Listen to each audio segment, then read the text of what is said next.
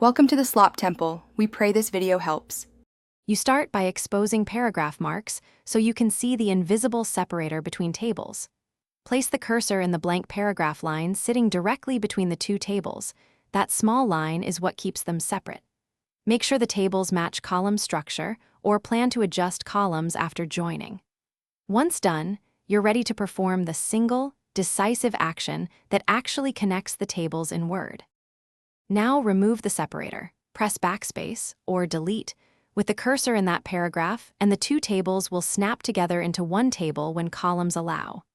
If pressing backspace seems to do nothing, explicitly select the paragraph mark and delete it. Sometimes formatting prevents the immediate join. Once the tables join, make sure to inspect headers and column widths. You may need to use table tools, layout commands to distribute or resize columns for a clean, unified table. Finish by tidying structure. Merge or split cells, move header rows, and use table tools to format borders and alignment. If the tables had different column counts, create matching columns first or copy rows into the target table, then delete the leftover table. If the join fails, toggle Show /hide to reveal hidden marks and clear direct paragraph formatting or section breaks.